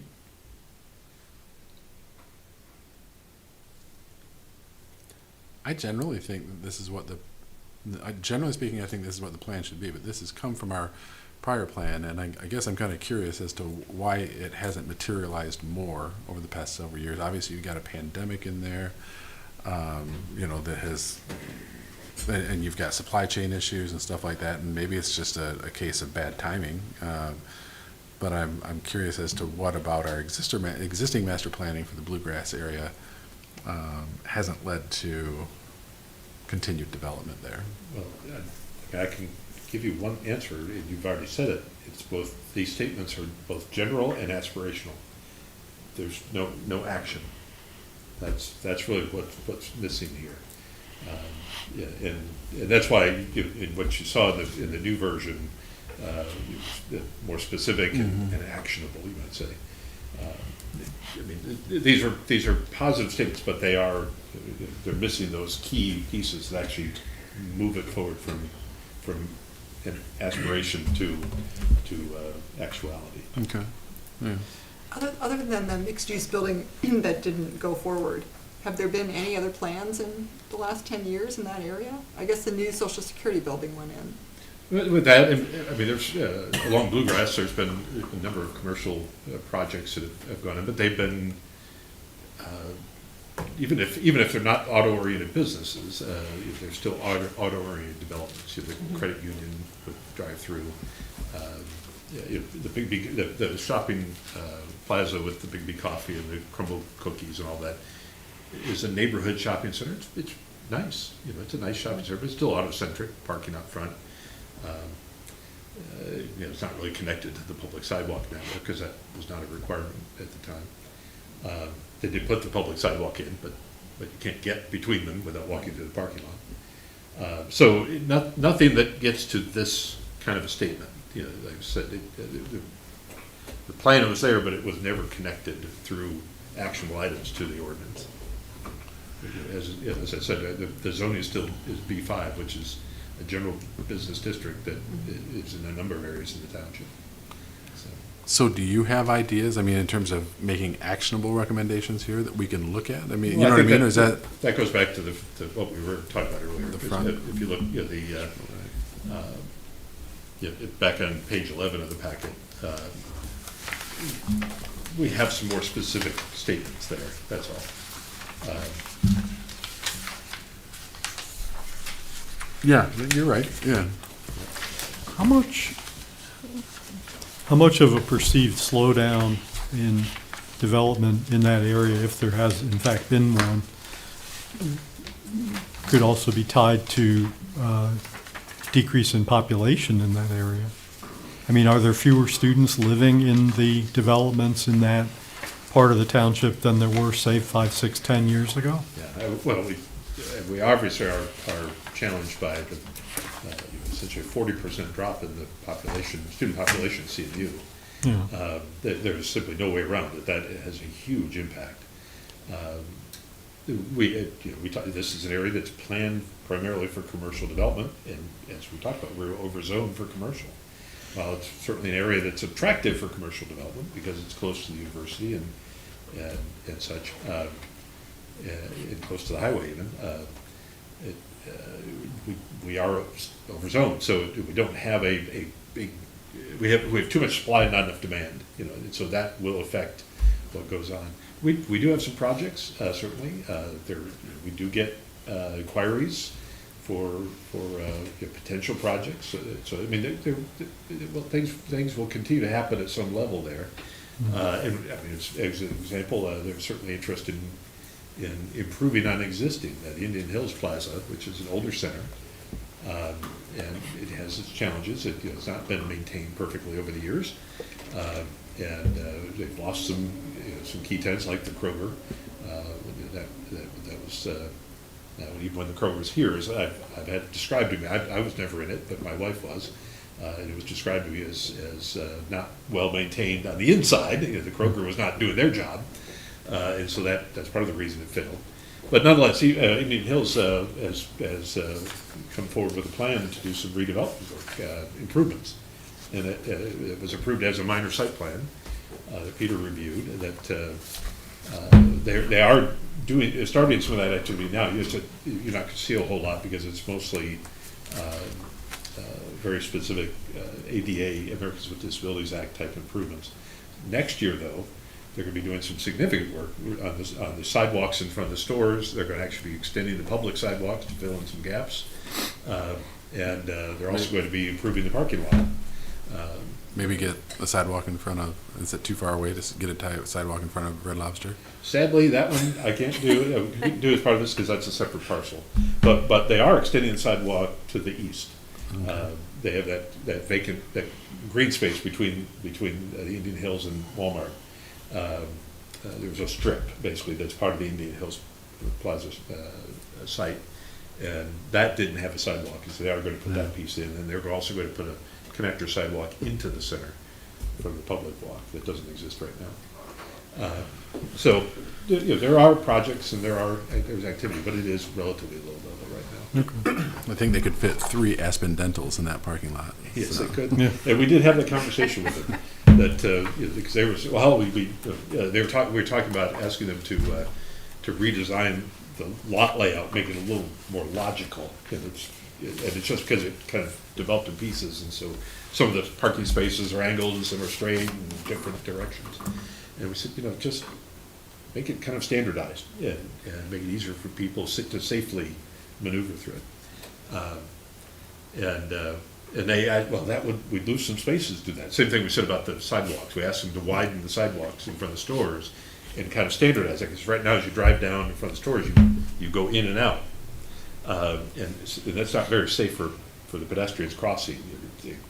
So we said, can you kind of just smooth that out, widen the sidewalk out? You'll make people happier. They have places to stand, and it'll be safer. And they said, well, we're going to lose parking. And the answer was, no, it's not going to matter. You have way more than you need. And yeah, we encourage them to look at other opportunities to do something with that space. And we may see something. It certainly is an interest right now. From them anyway, for seeing somebody happy with that center. Okay. So really, I mean, going back to what you had in the framework, I mean, the future of that area may well be in other types of businesses coming in, maybe whether it's light industry or just other stuff. It's probably not more restaurants and more student apartment complexes and coffee shops and things like that. It's probably more other sorts of things that would be not, that students might well make use of and benefit from, but it wouldn't just be dependent on a student population. It certainly is actually an interesting area for some of these more industrial warehouse, distribution center, light manufacturing type stuff that can serve as employment for the students. I mean, that's an area where it's relatively close to, especially the dorms and such on the south side of the campus, and certainly close to the student housing off campus. So creates opportunities for student employment. Anything that gets people into an environment, you're going to have a lot more activity, more opportunities for growth. Okay. So it is 9:07, which means we've been at this almost 2 hours, and I think we've had a good discussion. What is your pleasure? I'm okay with kind of drawing a line and saying we'll pick up the rest next time, or we can continue.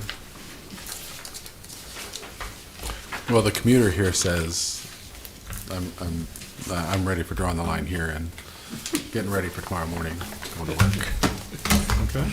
That's just me. I see people tidying their papers, which means we've reached that point where we're ready to move on. All right, so let's quickly finish the agenda. So we went through we went through items A through D on this part, and so we'll pick up with E, plan for housing, next time. And then we also, as Rodney pointed out, we also have the survey to go through. So look at the survey, look at the rest of this 2018 policy statements document, and we'll spend some time on this next time as well. And we'll just include these same documents in the next packet. So you obviously have them, but in terms of for the public packet, we'll just put these same materials back in for this. We won't change anything for right now. Yeah, I think that's fine. Okay, so next item is extended public comment. If there's anyone who would like to address the Planning Commission on any item, whether it's on tonight's agenda or not, you're welcome to do so at this time. Just give us your name and address for the minutes, and limit your comments to 5 minutes. Extended public comment is open at 9:09. And there's nobody online, and there's nobody in the audience, so we'll go ahead and close that back up. Last item is final board comment. Any comments from board members?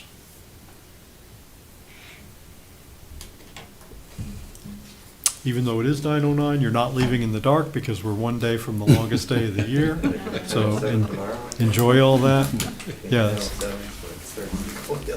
Yeah. By the time we have our next meeting, we'll be on the flip side of that. So we've completed our agenda for June, so we'll stand in adjournment until our July meeting. So thank you very much. Tara,